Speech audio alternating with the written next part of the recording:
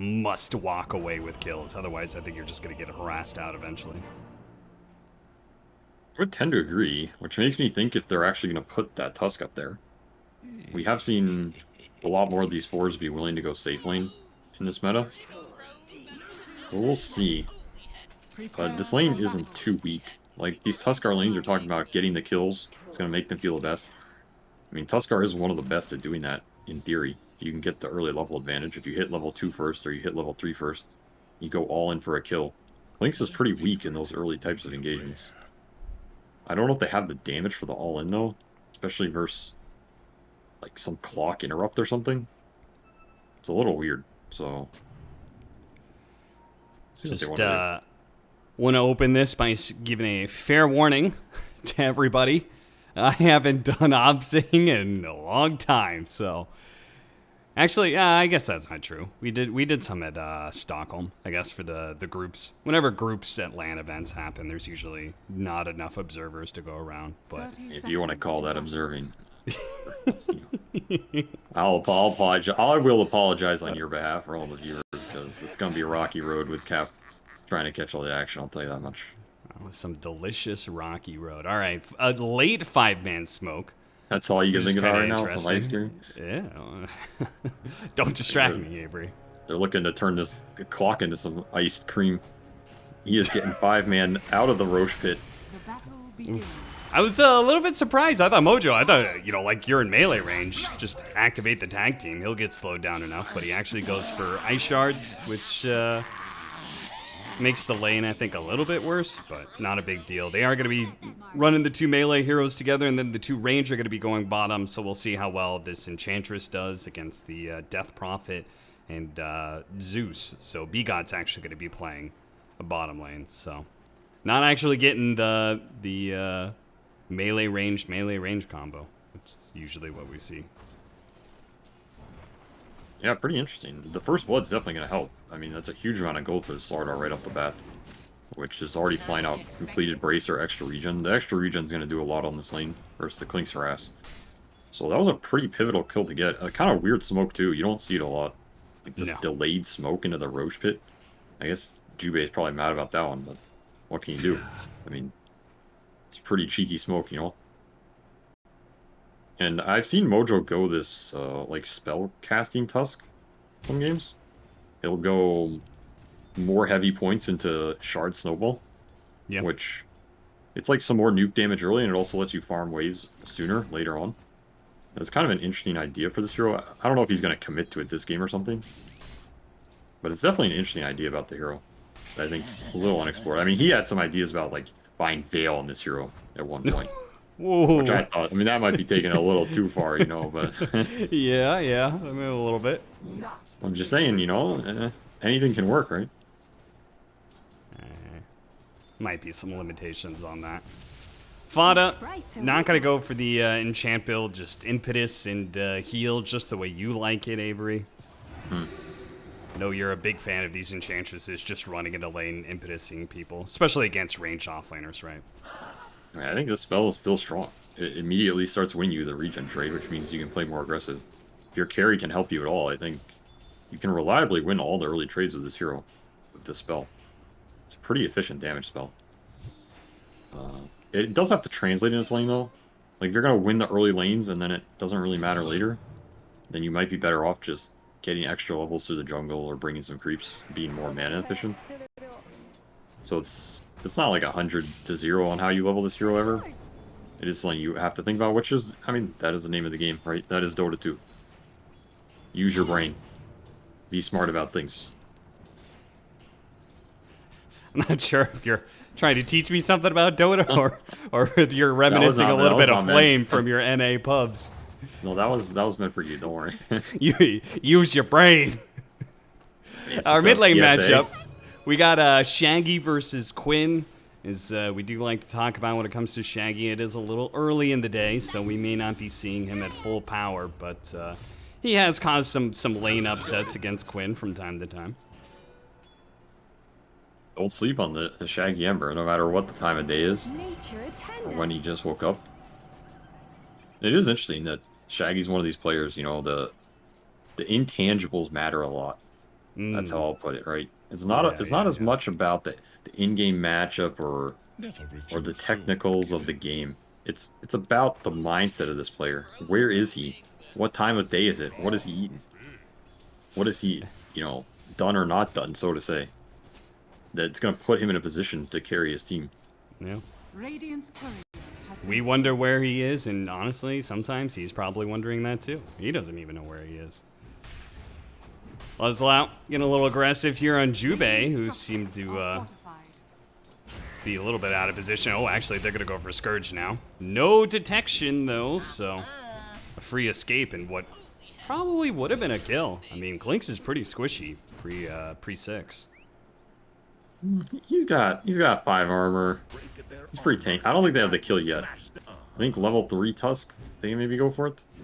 They also don't have to play for the kills. I mean, Leslau's just free farming up here. He's highest net worth in the game. He's second highest CS. This clock is not exerting any pressure on this lane. I don't think he can ever really go in and skirmish. This lane is just too beefy, too tanky, too much armor. They're both sitting at 7 armor here. The lane's pushing into him. They're pretty happy with this lane outcome, for sure. As we see Shaggy limping back to base. Yeah, nobody's died. With his lane outcome. Nobody's died in the side lanes, and I feel like that is actually kind of an important factor in the Puck versus Ember matchup, right? Especially if you're facing up against somebody like Quinn. One bottle refresh probably would have done a lot of work for Shaggy. Yeah, he's wishing he got a couple of those runes. He's going to be very far behind now. This is worrying, because this Puck is already level 6 to his 4. And this coil can immediately come out here, which is why Mojo's lurking around. They really want this coil kill. There's not a lot of turnaround. He shows himself. There was that ward that Shaggy immediately placed for himself as he TP'd in. They're going to go for it. The TP's going to come in from Jubei. We'll see how much a clockwork can really help with this situation, as Shaggy just tanky enough to survive. He actually has a range drop. He had a full magic wand. Maybe not full, but a completed magic wand with a decent number of charges. Alright, so he got the level 5, level 3 Flame Guard with the range drop, as you said. Just enough. Fada's going to poke him here. Refill the bottle. Annoying. 6-minute runes. Jubei trying to secure the top one. It's not actually there. Quinn not going to jump to the orb. Is going to get pushed back. Shaggy, meanwhile, dangerously low. MSS, he's going to be dying first. And Quinn has another round of the orb. But the raindrop and the flame guard, he's still alive and should be good to go. Fada's not going to be able to do anything here. Actually, maybe B-God dies. He's got the ghost for another 10 seconds, so this combination of slows and range hits. One more impetus shot, and he gets it up the high ground, too. No fairy fire save. Quinn, meanwhile, did go for the regen rune. Oh, that's got to feel very good. Shaggy denied is the hand of Gaben for Quinn.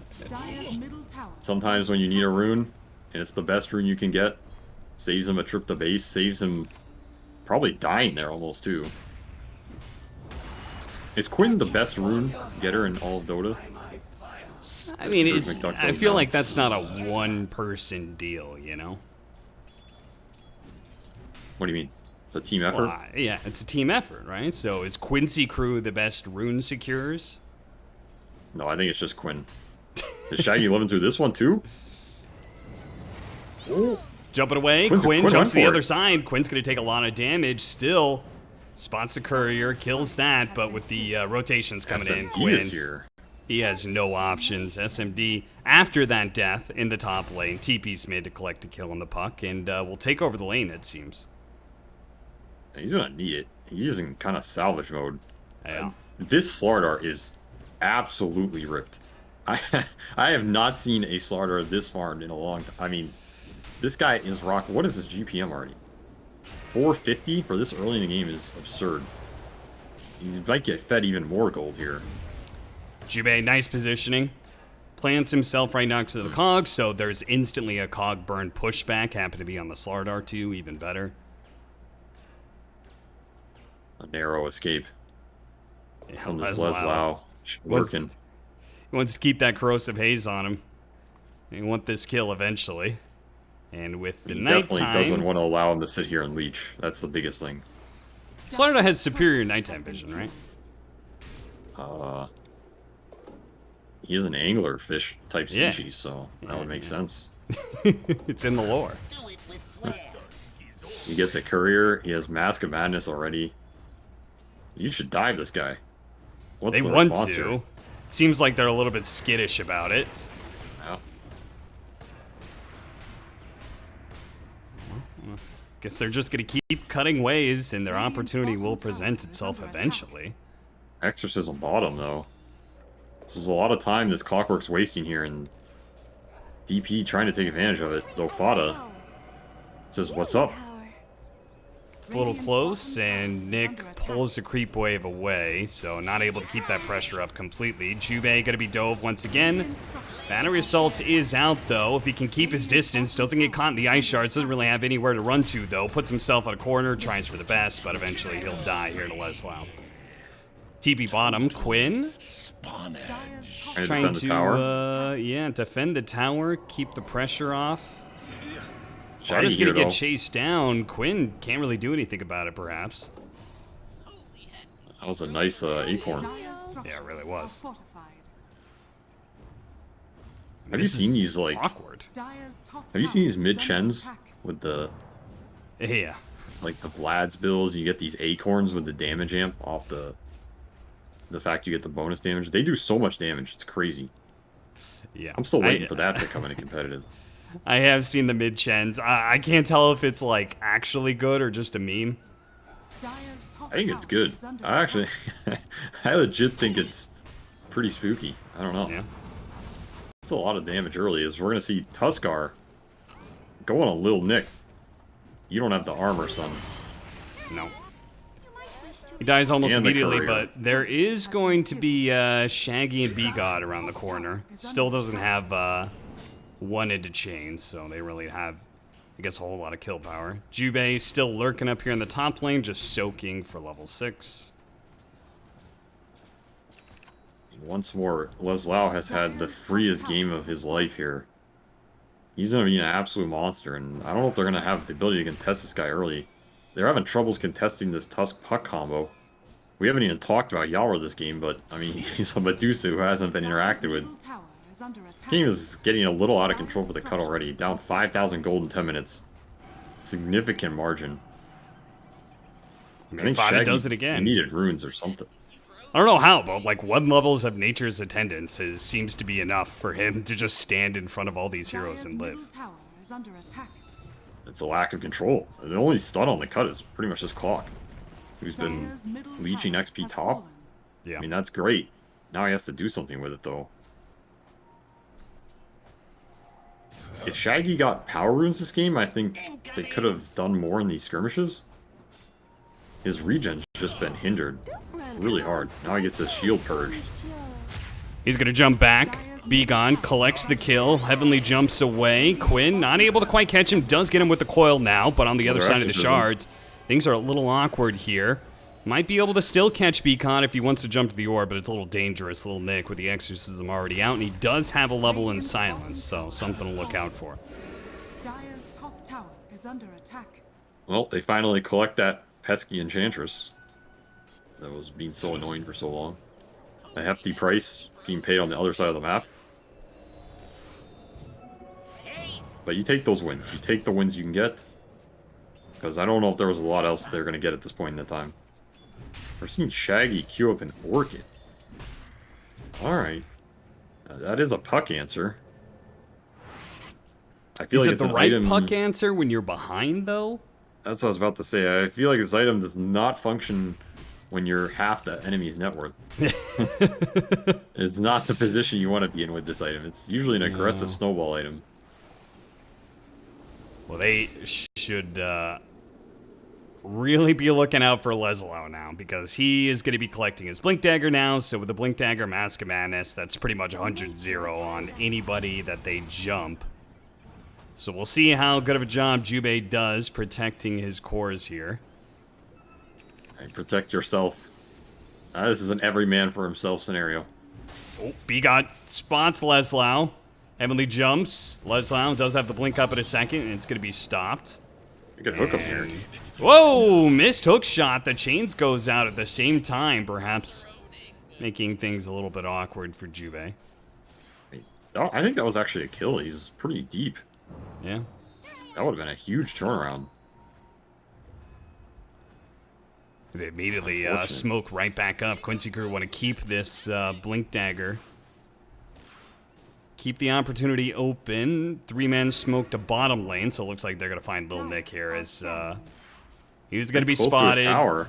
Snowball, chased down. Immediate TPs are coming in, but he's going to die so quickly between the corrosive haze and the Mask of Madness. In fact, they're going to go for the second kill now to Jube. More TPs are coming in, rather, but not in mass.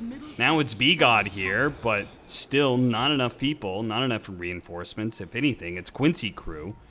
They're going to be bringing more heroes. Quinn's going to be able to jump forward with the help of Leslau. They're actually going to go for the +1. Quinn not even bothering any attention on a B-God. Gets the coil onto Scourge McDuck, and they get the Klink's kill too. The Slardar smoke works out. Second time's the charm.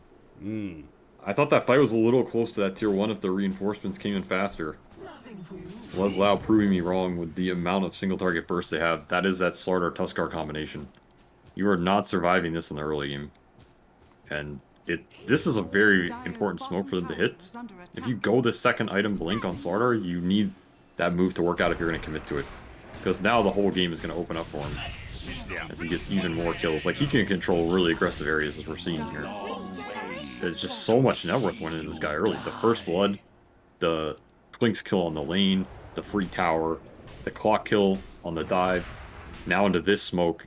The guy's 7-0. Yeah, look at him. They're just, Shaggy just throws a slight up the high ground because they're so scared of a Slardar just sitting, waiting for someone to come up a ramp. Chain goes out, but Quinn is able to jump back to safety. They've got a 4-man grouping here of the cut, and I saw them circle Yawar earlier. They do have some nice aggressive vision down. But I'm not sure if they could kill the Dusa, even if they all ran into her. They're going to have issues killing a lot of stuff in this game at this point.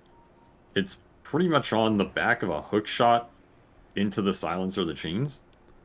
And then what happens after that? That's the other problem here. All 3 cores from Quincy are scaling at a decent rate. They have the Tusk buffs. They're going to find Mojo in the river. Should be able to get him. Tried to Ice Shards bump himself up the cliff. Doesn't actually make it, though. And thinking about their next target, they're going to go back to bottom here, where Leslau is still farming. I mean, he's getting actually pretty decently close to a BKB. They have nothing for this BKB. Yeah, once he gets it, it feels like it's game over. Yeah, it's going to be Roshan into your base. So, Cut need to find something in these types of skirmishes. They're the ones just getting obliterated here. This is turning into a shellacking. Both the supports to a man. Quinn takes his. Leslau offs the other one. Fought to actually collect the kill there. And now it's just the Cut. They're just kind of pushing around different sides of the map, scrambling to get whatever farm they can. But if they're not actually going to fight Quincy crew, then Quincy will just force objectives. They're going to be able to take an Aegis for themselves, which I'm not even that convinced that Yawar needs. Give it to the Slardar, man. I mean, Lesau almost has BKB, so I feel like neither one of them can die, actually. Short-lived creatures. Quinn just solos his Death Prophet? Alright. Yeah. The power of Arcane Rune Puck with Witchblade. Dude, Arcane Rune Puck is so dumb. Is it as dumb as Arcane Rune Zeus, though? Yeah, it probably is. Yeah, I think it is dumb. SMD gets two-shotted. Jube couldn't even react fast enough, thought about throwing out the hook shot, and then he was like, wait, no, you are actually dead.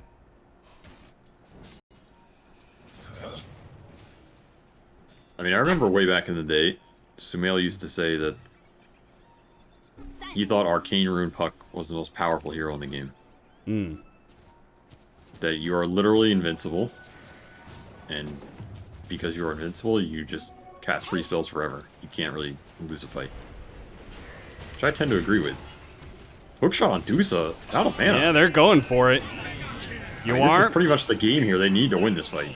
got the Stone Gaze off with the coil there as well, making things very awkward. They're going to go for it still. Scourge McDuck popping out, throwing some damage in. They do have enough. Yuar's going to be the first one down. MSS, they turn back to him. D-God buys back, throws out some damage, and it is enough to collect perhaps both of these supports. As, oh no, Leslau's here though. He's got his Aegis still. Everybody run. Big L. Big L You gotta get out of here. And they vacate the premises. It's still a decent fight, though. I mean, you got Dusa, you got a support. Yeah, and you lost your Clink still. It's a tough game. It's a tough game.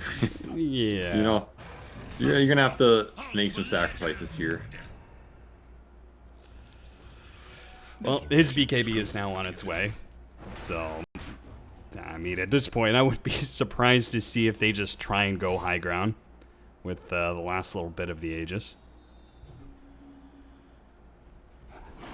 I think he's happy just farming heroes. Why go high ground when you can play with your food, you know? I mean, they do have potentially long day ahead of them. Still have another series after this, and that is dependent on Nouns and their matchup versus a team that I have forgotten.